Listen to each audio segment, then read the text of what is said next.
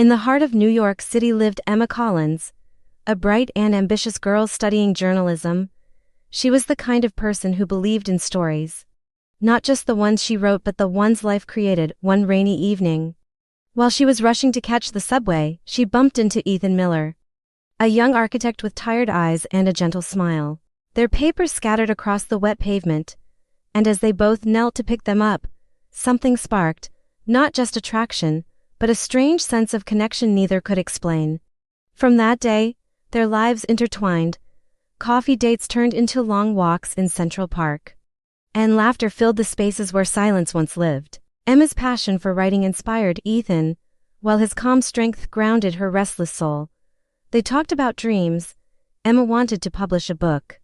Ethan wanted to build a home where love could last forever. Slowly, friendship turned into love. And love turned into something deeper. But life is rarely fair. Just when everything seemed perfect, Ethan was offered a job in California, a once-in-a-lifetime chance to design his dream project.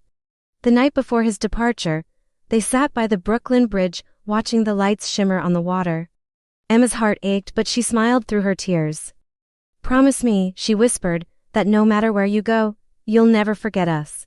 Ethan took her hand, kissed it gently, and said, "I could build 1,000 cities, Emma, but none would feel like home without you." They promised to stay in touch, to visit, to keep their love alive, but distance has a way of testing even the strongest hearts. Months turned into years, calls became rare, messages faded, and eventually, silence replaced everything. Emma poured her pain into her writing. Ethan buried his in his work. Yet neither truly moved on. 5 years later, Emma's first book, Love Across the Stars, became a bestseller. It told the story of two souls separated by life but united by love. During her book signing in Los Angeles, a familiar voice broke the hum of the crowd. "Still writing about us?" Emma froze. It was Ethan, older, eyes softer, but the same smile. He had read her book and realized he never stopped loving her. Tears filled her eyes as she whispered, "You came back." "I never left," he said. Stepping closer, "I was just building our home," and there it was, the dream they once shared. Now real, together again. Not by chance but by destiny, they finally understood what love truly meant. It wasn't about distance or time. It was about finding your way back, no matter how far life takes you. Under the soft glow of city lights, Ethan held Emma close and said, "This time, I'm home." Their story ended where it began, with a promise, a heartbeat, and a love that never truly left. Have you ever wondered what real love looks like? Is it like the movies, with grand gestures and dramatic declarations? Or is it something quieter, something that grows slowly over time? I want to tell you a story about my grandparents. A story that completely changed my understanding of what it means to love someone. They weren't your typical romance novel couple. My grandpa was a man of few words, a quiet farmer who spoke more through his actions than anything else. My grandma was the opposite, a whirlwind of energy, always talking, always laughing, the vibrant center of our family. On the surface, they seemed like total opposites. Friends would joke, "How did you two ever end up together?" Grandma would just laugh and say, "He's my rock." I didn't really get it when I was a kid.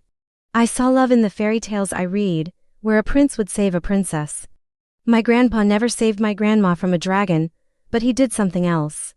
Every single morning, for over 60 years, he woke up before the sun, went out to the garden, and picked the single most perfect rose he could find.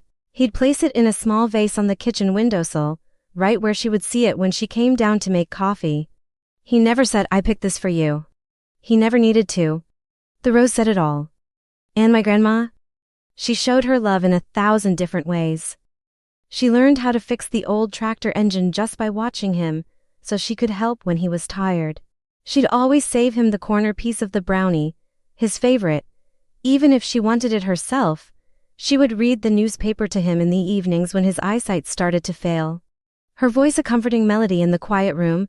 Their love wasn't in big, loud pronouncements. It was in the small, consistent, everyday acts of service and care. One year, a heavy frost threatened to ruin the entire rose garden. Grandpa was devastated. He'd spent all day trying to cover the bushes, but he knew it was a losing battle. The next morning, he walked into the kitchen with his head hung low. But there, on the windowsill, in its usual vase, was a single perfect rose. He looked at my grandma confused. She just smiled, holding up a gardening catalog. She had driven an hour to the nearest all-night supermarket and bought the only rose they had. "Your streak is safe," she whispered. In that moment, I saw it. I finally understood. Love isn't just about the grand gestures we see on screen. It's about showing up. Day after day, it's about learning someone's silent language and speaking it fluently. It's about anticipating a need, protecting a small joy, and being the one person who understands without a word being spoken. It's the quiet promise in the everyday actions that says, "I see you. I know you, and I'm here." It's not about finding a perfect person, but about loving an imperfect person perfectly, with all your heart. So, the next time you wonder what love is, maybe look for the small things.